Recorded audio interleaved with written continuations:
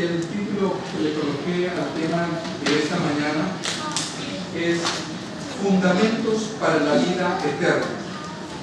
La lógica ilógica, la autoridad de Dios. Interesantemente, el hermano Silva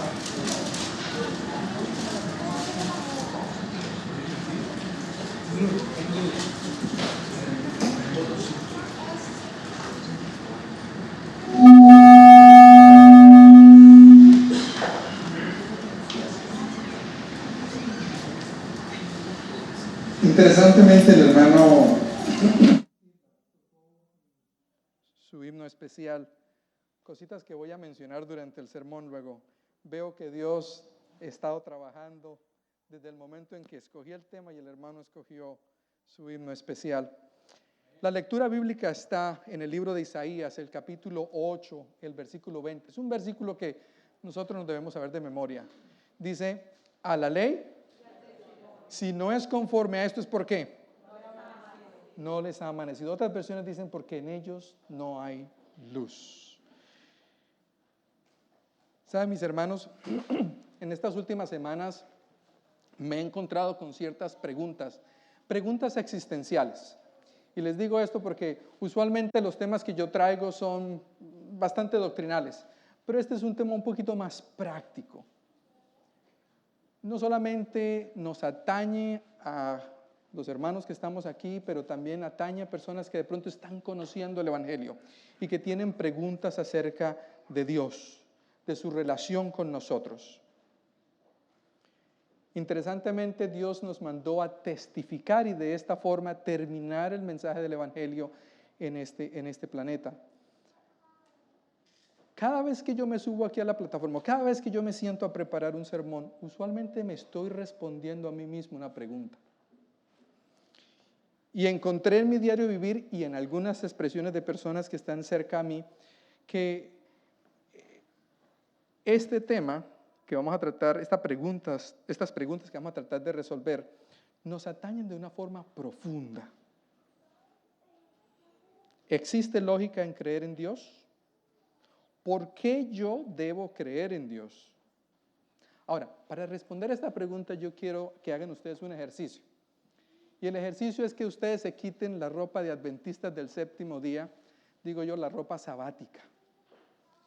Y se paren ustedes enfrente de un espejo, como Dios los trajo a ustedes del mundo. Y cuando estoy hablando, no estoy hablando desde el punto de vista físico, pero desde el punto de vista intelectual de su alma.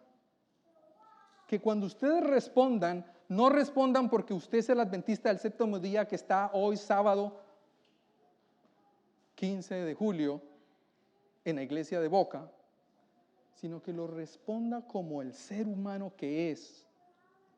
Se desnude de cualquier tipo de información, de conceptos que tienen y abran su corazón para responder estas preguntas. Mis hermanos, cuando uno lee Apocalipsis se encuentra en el capítulo 3, los versículos 14 en adelante, que habla acerca de la iglesia de la Odisea. Y con lo que les estoy diciendo, lo que quiero hacer es evitar que creamos, que tenemos y que pensemos que somos desnudos, pobres y ciegos, porque es la única forma como nosotros podemos acercarnos al trono de gracia. Hace una semana y media o 2 semanas había una tormenta grande en casa. Yo no estaba. Y mi chiquita salió y, por decirlo de una forma coloquial, regañó a las nubes en el nombre de Dios. Y muchos de nosotros de pronto nos causa eso sonrisa. Pero la fe que un niño tiene, la confianza que un niño tiene, es lo que apelo hoy yo a ustedes, que lo ejerciten para que puedan entender lo que les quiero transmitir.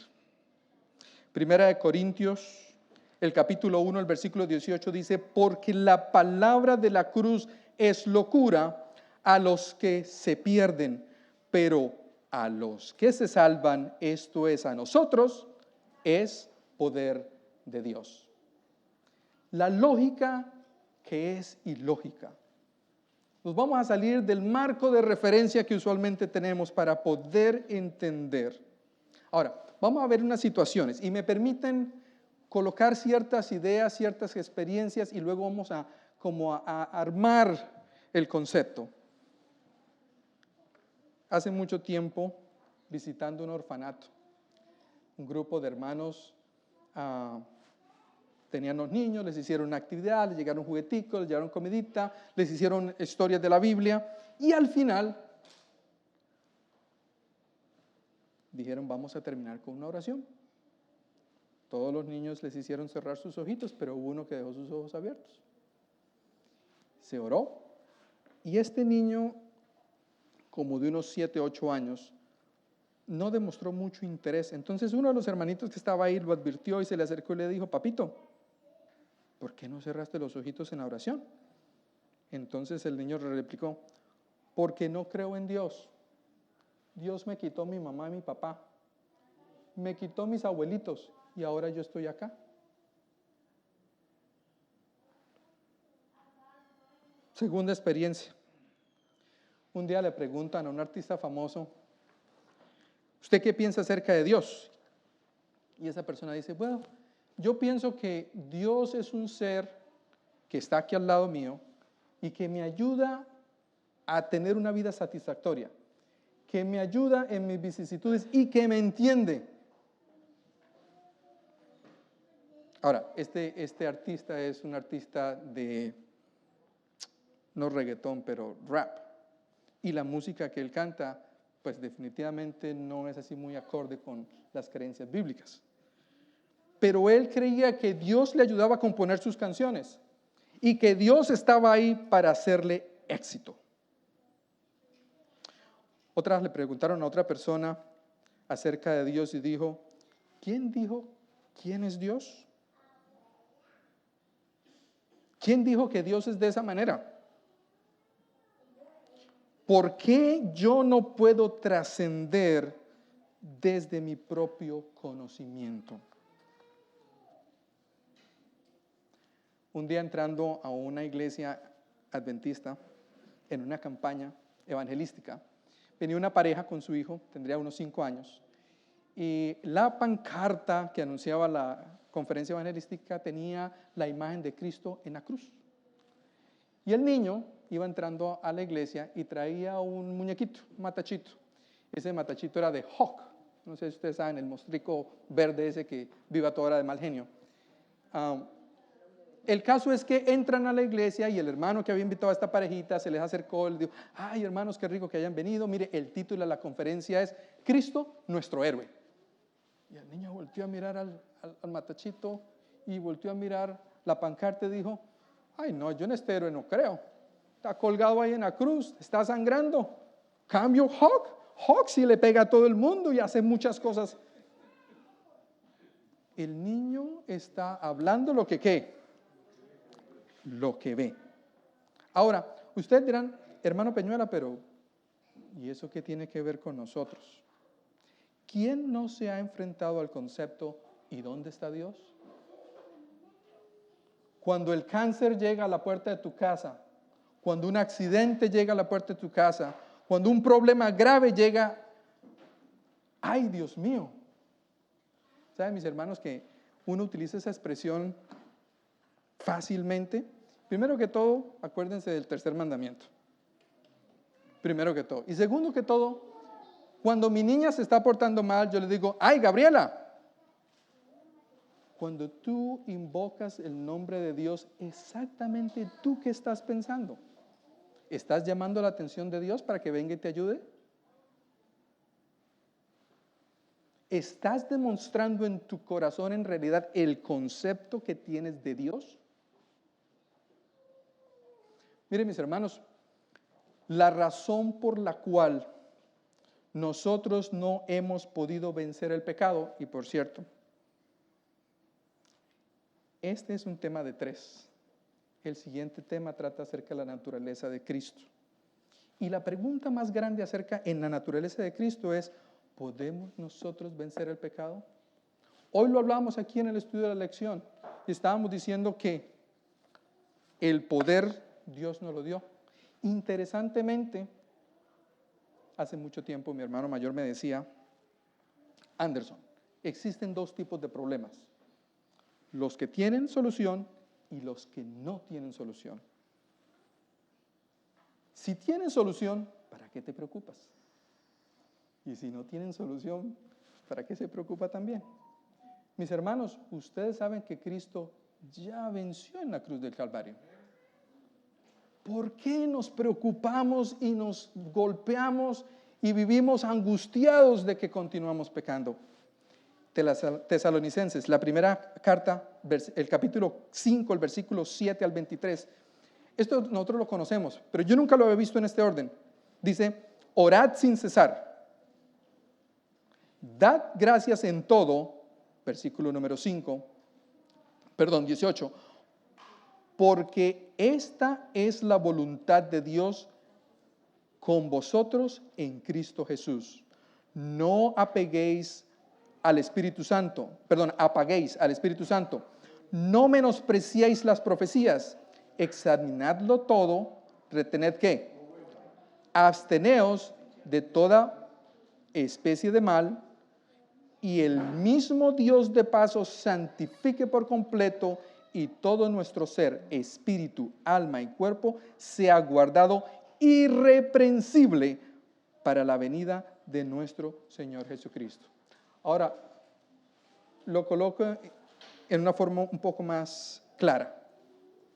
Orando, primer versículo, orad sin cesar, es la forma como nosotros adquirimos, nos comunicamos ese conocimiento acerca de Dios y que viene a través del Espíritu Santo. Por eso, no apaguéis al Espíritu Santo, ni menospreciéis las profecías. Dicho de otra forma, la palabra santa de Dios. Examinadlo todo y retened lo bueno. Absteneos de toda especie de mal, y el mismo Dios de paz os santifique por completo, y todo vuestro ser, espíritu, alma y cuerpo sea guardado irreprensible. ¿Qué significa la palabra irreprensible?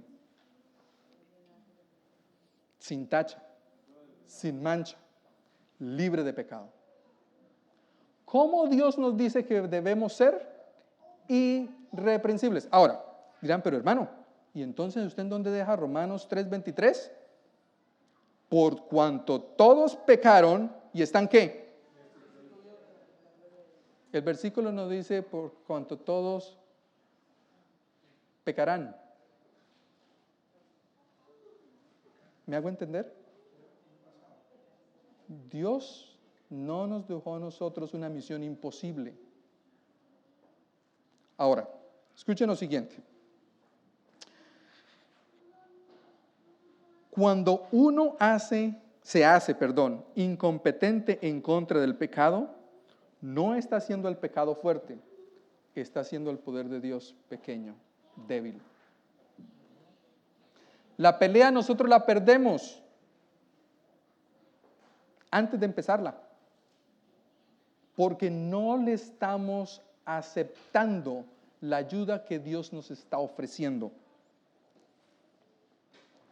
Está esta ilustración. Usted tiene una cadena de acero inoxidable, 100 eslabones, y en el medio tiene usted un eslabón de papel. ¿Por dónde cree usted que se va a romper la cadena?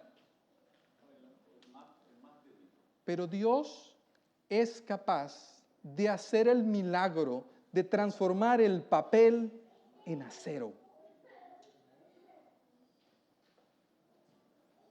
Luego nosotros somos la parte débil, y la única forma como nosotros podemos compensar eso es aceptar el poder de Dios. Ahora, vuelvo y le digo, ¿alguna vez usted ha dudado de Dios?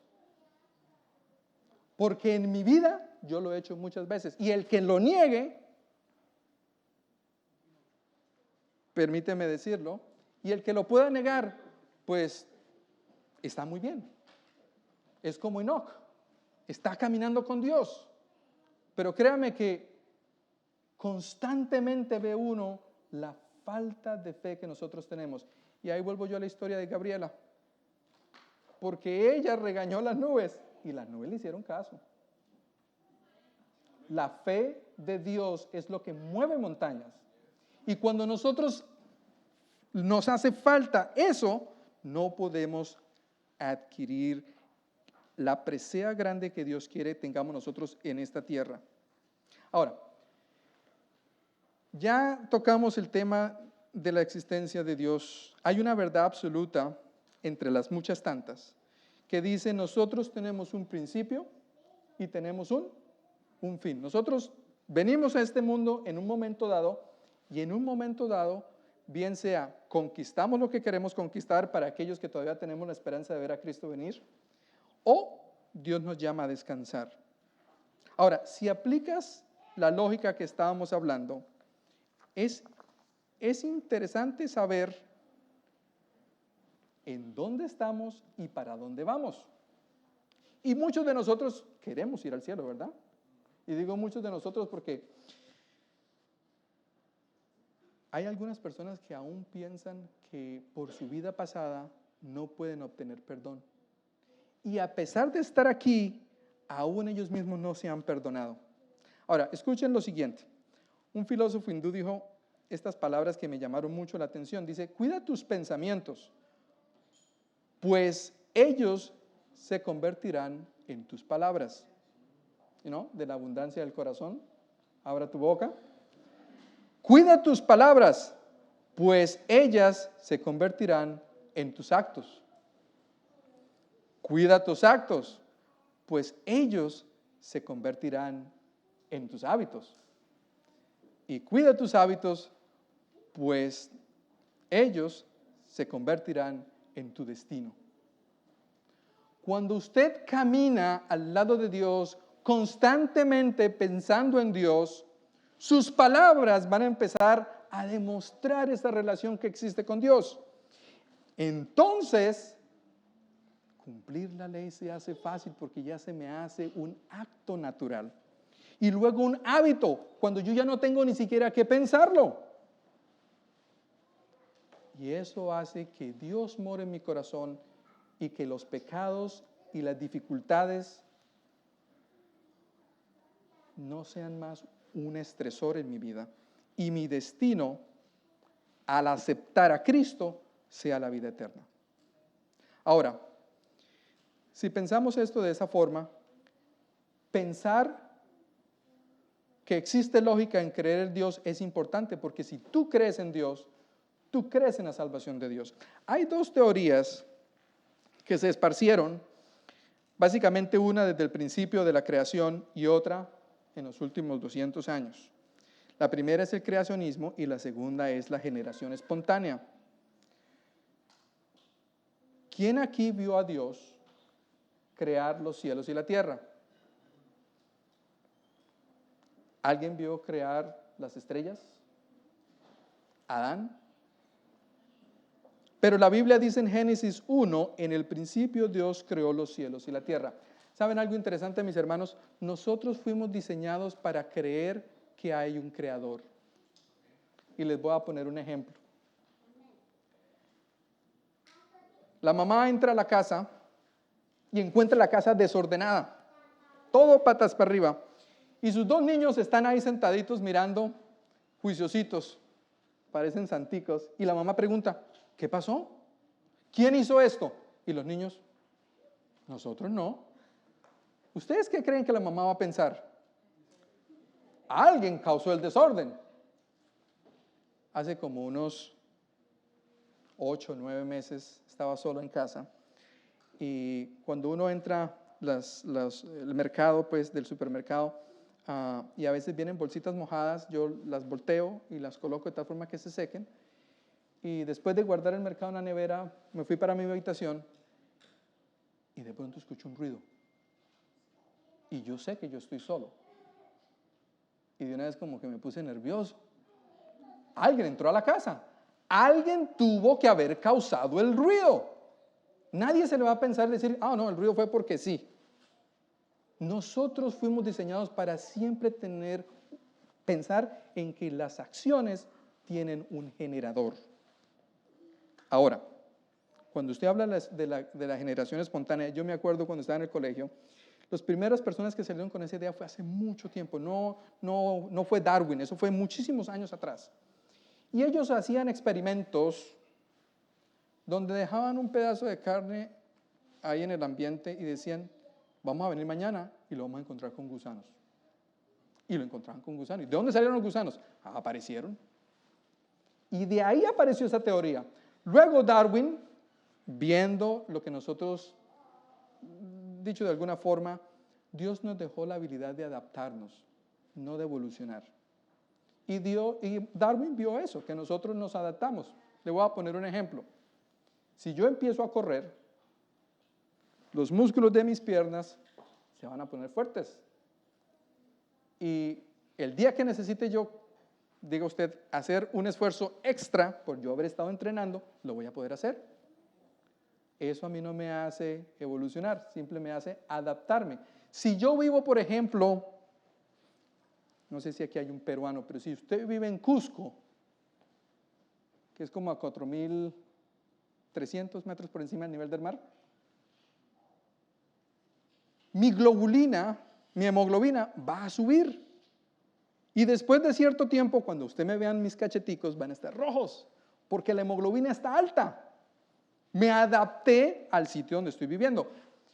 Tuve la oportunidad de ir a un sitio que se llama la Montaña de los 7 Colores, 5.600 metros por encima del nivel del mar. Y cuando llegamos a la estación última, nos dijeron, bueno, aquí hay caballos. Los que quieren usar caballos, este es el último chance de utilizarlos. Y los que no, pues caminando. Yo me quedé pensando y dije, bueno, yo estoy joven, hago ejercicio, ¿por qué no? A mi esposa le dije, usted toma un caballito, se lleva las cámaras, ¿no? Y yo me voy a pie. Después del primer kilómetro, eran como 6 kilómetros subiendo, iba bien. Segundo kilómetro iba bien. Ya en el tercer kilómetro ya empecé a sentirme algo cansado. Me daba algo de mareitos y algo de dolor de cabeza. Pero lo más triste de todo era ver una muchacha de esta estatura. En Colombia nosotros hacemos la estatura así, creo que aquí lo hacen así. Me disculpan. De esta estatura, con un niño enfrente y un hato de heno en la espalda, corriendo, llevándole el pasto o el heno a los caballos que los otros turistas llevaban. Y yo la veía pasar corriendo y, ¿cómo hace esta joven eso? Porque está adaptada al área donde está. Ahora, ¿por qué menciono eso? Porque Darwin utilizó eso para tergiversar y crear lo que llamamos ahora la evolución. Pero sin embargo, esto es lo importante. Por más ideas que usted pueda concluir, por más cosas que usted pueda ver, nadie vio el Big Bang. Nadie ha podido ver cómo se forma una estrella. ¿O alguien ha visto que un mico se vuelve persona? Nadie ha podido comprobar eso. Y cuando usted lee en detalle, siempre van a encontrar que hay un eslabón perdido. Luego, esta teoría, la de la generación espontánea, así como la del creacionismo, necesitan de algo. La certeza de lo que se espera, la convicción de qué. Se necesita de fe para ambas. Y si usted me pregunta a mí, una persona que cree en que hay una razón de ser para las cosas, en otras palabras, que existe un generador, pues a mí se me hace más lógico pensar que la teoría de la creación tiene más sentido. ¿Me hago entender? Ahora, esto es la lógica ilógica. ¿Ustedes saben quién es Steve Jobs?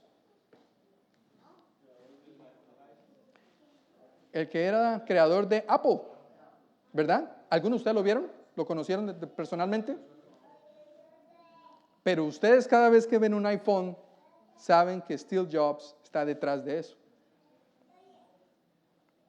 Ahora, cuando ustedes leen el libro de los Salmos, el capítulo 19, el versículo 1, que dice, los cielos cuentan ¿qué? Y el firmamento anuncian la obra de sus manos. ¿No es suficiente evidencia para creer que Dios es nuestro hacedor? Ahora, escuchen lo siguiente. Cuando hay alguien que creó o hizo algo, ese alguien es responsable, es el dueño y tiene autoridad sobre ese algo creado. Acuérdense, mis hermanos, que nuestros pensamientos van a determinar nuestro destino. ¿Me están entendiendo ahora? Nuestros pensamientos van a afectar el concepto que nosotros tenemos. Ahora, escuchen esto, nosotros como seres humanos, una vez caímos, nos metimos en una afrenta en contra de la autoridad de Dios. La serpiente le dijo a Eva en Génesis 3, el capítulo 3, el versículo 1 en adelante, pero la serpiente era astuta, más que todos los animales del campo que Jehová Dios había hecho. Y le dijo a la mujer, con que Dios ha dicho, no comáis de todo árbol del huerto. Déjame hacer una pausa acá. Yo les dije que esta es la lógica ilógica. Y esta es la única forma como uno puede aplicar la lógica en temas bíblicos. Solo con un escrito está. Y lo dejo bien claro porque empecé hablando de lógica, pero en realidad la lógica, lo que la gente cree que es normal, no lo es. Versículo número 2, y la mujer respondió, empezó a usar la lógica, a la serpiente, del fruto de los árboles del huerto podemos comer, pero del fruto del árbol que está en medio del huerto, dijo Dios, no comeréis de él, ni le tocaréis, para que, ¿qué? No muráis. Entonces la serpiente le dijo a la mujer, no moriréis. De por sí, en Patriarcas y Profetas dice que la serpiente estaba comiendo del fruto. Y la mujer empezó a razonar, bueno, pero si la serpiente está comiendo, ¿por qué no se ha muerto? Sino que sabe Dios, y aquí es donde viene el problema, que el día que comáis de él serán abiertos vuestros ojos y seréis como Dios. Ahora, escuchen lo siguiente. El hecho de ser como Dios ya está desafiando la autoridad de Dios. 1. Y 2, sabiendo el bien y el mal. Mis hermanos, nosotros como seres humanos tenemos un problema con la autoridad. Nos cuesta aceptar que tenemos que hacer.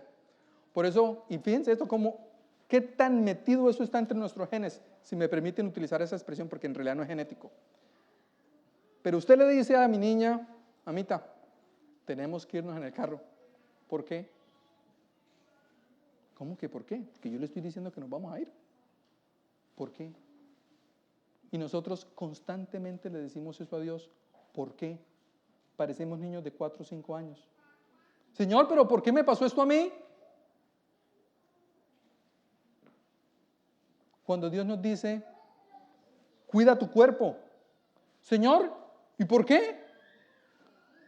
Ay, pero yo vi al Señor Jesús que comió pescado y comía cordero porque él tuvo que haber celebrado Pascuas. No me malinterprete, hermanos. Yo lo que quiero es que ustedes aprendan a escuchar la voz de Dios. ¿Ustedes han escuchado el Salmo 23? Jehová es mi pastor, nada me faltará, en lugares dedicados pastos me hará descansar, junto a aguas de reposo me pastoreará, confortará mi alma.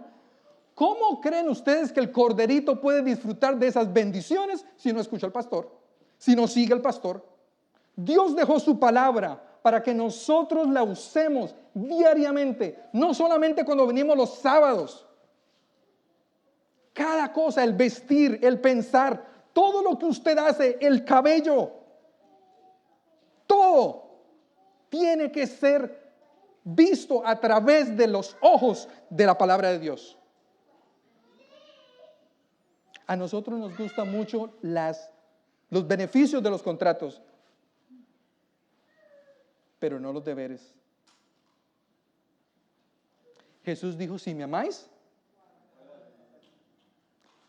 usted nunca va a ver a Dios diciéndole a usted algo que se lo va a dar así.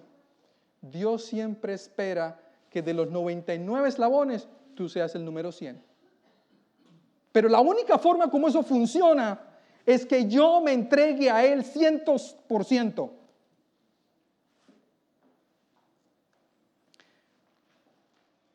Este libro, Creencias de los Adventistas del Séptimo Día, no le digo que lo lean, pero es una buena fuente de información cuando usted tiene dudas. porque está todo compilado y usted puede buscar rápidamente. Dice acerca de la palabra de Dios, las Sagradas Escrituras, en su epílogo, que abarcan el Antiguo y el Nuevo Testamento, constituyen la palabra de Dios escrita. ¿Constituyen qué? Oigan, mis hermanos, yo no sé si a ustedes les pasa esto, pero a veces cuando yo estoy trabajando con algo y no me funciona, el computador no me quiere funcionar, digo, ¿por qué no tengo yo aquí el que hizo programó esta cosa para que me lo resuelva? Pero Dios dejó su palabra para resolver los problemas que nosotros tenemos en nuestras vidas. Transmitida por inspiración divina mediante los santos hombres de Dios que hablaron y escribieron siendo impulsados por el Espíritu Santo. Por medio de esta palabra, Dios ha comunicado a los seres humanos el conocimiento necesario para alcanzar la salvación. ¿Para qué? Ahora, usted encuentra en el libro de Juan, capítulo 17, versículo 3, que dice, ¿y esta es la vida eterna? ¿Que qué? ¿A quién? ¿Quién es a ti? ¿Quién está hablando?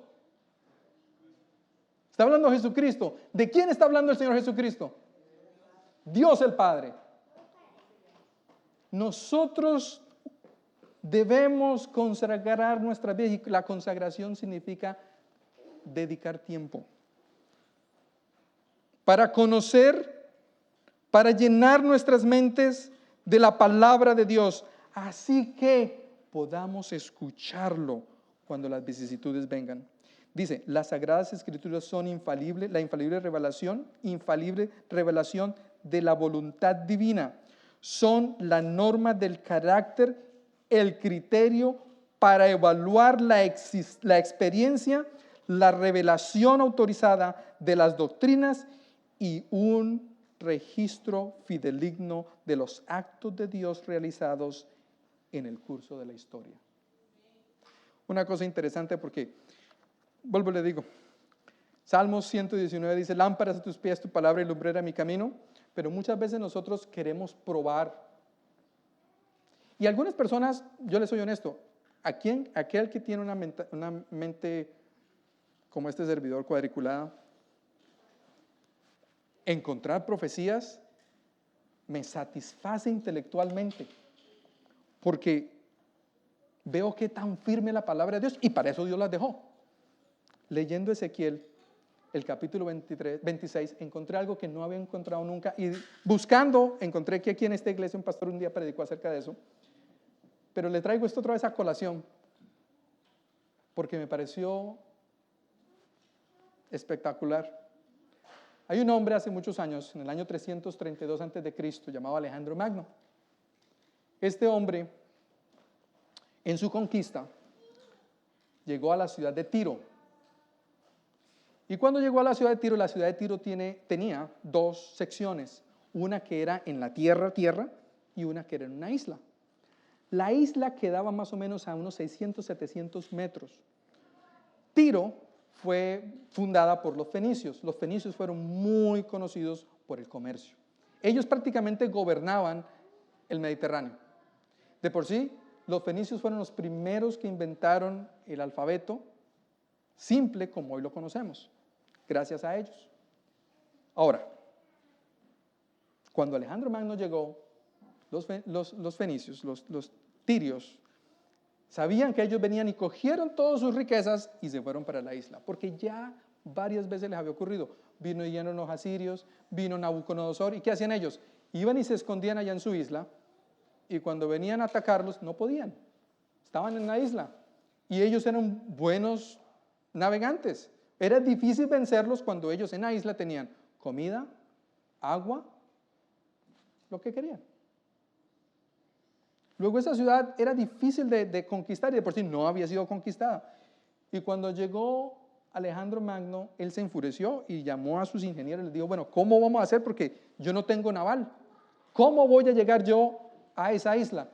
Y ellos le dijeron, bueno, señor, son 600, 700 metros, pues construyamos un puente. Y así lo hicieron. y cogieron y arrasaron toda cuanta piedra encontraron, todas las edificaciones, las murallas, todo lo que vieron y lo tiraron al agua. Y para hacer que eso funcionara, clavaron maderos de tal forma que la tierra se quedaba ahí. Ahora, cuando los fenicios se dieron cuenta de eso, tomaron sus barcos y se iban desde lo lejos y les tiraban bolas de fuego y los atacaban y les quemaron eso varias veces. Finalmente, Alejandro Magno pudo llegar hasta la orilla de esa isla y conquistarla. Lo interesante es esto, en Ezequiel, esto es más o menos unos 400 años, 300 años antes. Ezequiel vivió más o menos se estima que nació en el 622 antes de Cristo. Entonces, imagínense que por allá en el 590, cuando Nabucodonosor estaba haciendo todos sus pilatunas, llamémoslo de esa forma, sus conquistas, escribió esto: y aconteció en el 11º año, en el día primero del mes, que vino a mí palabra de Jehová diciendo: hijo de hombre, por cuanto dijo Tiro contra ti, Jerusalén, bien quebrantada está la que era puerta de las naciones, a mí se volvió yo seré llena y ella desierta. Tiro por mucho tiempo saqueaba la parte norte de Israel para robarles los cultivos, para robarles todo. Y el pueblo de Israel tenía a Tiro como un problema grande. Entonces Dios dio esta profecía, dice: y por tanto, así ha dicho Jehová el Señor, he aquí yo estoy en contra de ti, oh Tiro, y haré subir contra ti muchas naciones. Y eso le pasó. Como el mar hace subir sus olas, y demolerán los muros de Tiro, y derribarán sus torres, y barreré de ellas hasta su polvo, y la dejaré como una peña lisa. Tendero de redes serás en medio del mar, porque yo he hablado, dice Jehová el Señor. Esta profecía dice que la ciudad de Tiro iba a terminar en medio del mar. Y muchas personas pensaron un terremoto, un volcán. No, un ser humano. Un ser humano tomó toda la ciudad y la tiró en medio del mar. Interesantemente, la ciudad de Tiro no se volvió a reconstruir. Tiro significa gran peña. Y hoy, en antigüedad, hoy día hay una ciudad cercana a ella, pero nunca se volvió a reconstruir y pescadores usaron esa peña para tender sus redes. La palabra de Dios es infalible. Y por eso nosotros debemos tomarla como es, como la lámpara que nos ayuda a buscar el sendero que nos lleva a la patria celestial. ¿Saben ustedes que esa Biblia dice en Apocalipsis 19:16, y en su vestidura y en su muslo tiene escrito este nombre: Rey de Reyes y Señor de Señores? El Rey de Reyes y Señor de Señores, que entregó a su Hijo unigénito para que todo aquel que lo acepte pueda encontrar salvación. Mis hermanos, hay más evidencia abrumadora de la autoridad de Dios. Nosotros necesitamos aprender a oírle. Escuchen esta ilustración. Yo construyo una casa bien bonita. Y después de construir la casa, los invito a ustedes, mis hermanos, a que vengan y me acompañen. Y les digo: mire, hermanos, aquí a vivir del todo. Eso sí, unas reglitas, ¿no? No me vayan a dañar el mármol, no me vayan a dañar las paredes. Mantengamos una convivencia sana. Después de un tiempo, regreso yo a la casa, las paredes rotas, el piso manchado, toda la gente dentro de la casa agarrado del pelo. Yo le digo: ¿qué pasó? ¿No les había dicho cuiden las paredes, mantengan el piso, no se agarren? ¿Saben, mis hermanos? Yo voy a volver a reconstruir la casa y les voy a dar un chance de volverlo a hacer. No, pero eso es ridículo, nadie haría eso. Pues eso es lo que Dios está haciendo por nosotros. Está reconstruyendo esta casa para que nosotros volvamos. Pero Él ahora nos da una condición otra vez. nosotros necesitamos seguir las normas de convivencia que Él ha dejado. Nuestro cuerpo es templo del Espíritu Santo. Y digo que nuestro cuerpo es templo del Espíritu Santo porque si el Espíritu Santo no mora en nosotros, no vamos a ser capaces de llegar a la altura que Dios quiere nosotros seamos. Ahora la pregunta es, mis hermanos, ¿qué pensamiento tienes hoy en tu mente? Porque ese pensamiento es el que va a llevar tu destino. Cuando alguien aquí, digo que no solamente aquí, pero hace mucho tiempo, para ser exacto, un poquito más de 5 años, yo tenía una duda existencial. Y alguien totalmente ajeno a la iglesia usó Dios para hablarme. Tenía a alguien ya en casa diciéndome lo mismo, pero usted sabe que uno no es profeta en su propia tierra. Esa persona me hizo caer en cuenta. Y digo esto porque Dios utiliza muchos medios y por eso hay que escucharlo todo y retener lo bueno. Y estar pendientes, hermanos, consagrados a Dios para poder en realidad seguir a ese pastor que nos va a llevar a esas aguas tranquilas. Les voy a invitar ahora que nos coloquemos de pie y vamos a tener una palabra de oración.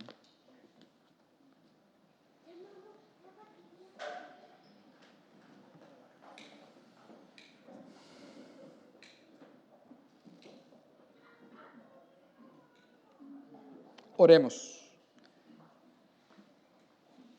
Amado y bondadoso Dios que estás en lo alto de los cielos, Señor, como siervos tuyos venimos ante ti. Con humildad, Padre Celestial, queremos entregar nuestras vidas. Queremos, Señor, en realidad ser siervos tuyos y obedecerte. Obedecerte no solamente en las cosas ligeras, pero en las cosas grandes.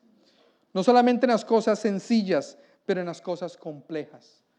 Que nuestra vida en realidad refleje tu carácter, porque tú moras en nosotros. Somos imperfectos y con esta imperfección, Señor, nos acercamos a ti para que de lo débil tú hagas fortaleza, para que de lo imperfecto tú hagas perfección. Sé con cada uno de nosotros, Señor, porque yo sé que estas dudas existen en nuestros corazones a pesar de que nosotros no querramos aceptarlas. Y la meta es que entendamos, Padre Celestial, que hasta que no nos desnudemos totalmente, hasta que no aceptemos quiénes en realidad somos, vamos a seguir siendo esa iglesia laodicense. Y yo no quiero, Padre Celestial, ser vomitado por ser tibio, porque quiero ser caliente. Quiero tener tu Espíritu Santo para que cuando tú vengas, Señor, yo pueda ir a morar a las mansiones celestiales. Amén. Permítenos, Padre Celestial, salir henchidos de tu Espíritu Santo y empezar, Señor, a mirar en nuestras vidas aquello que tenemos que cambiar para pedirte, Señor, que lo hagas una realidad. En Cristo Jesús rogamos esto. Amén.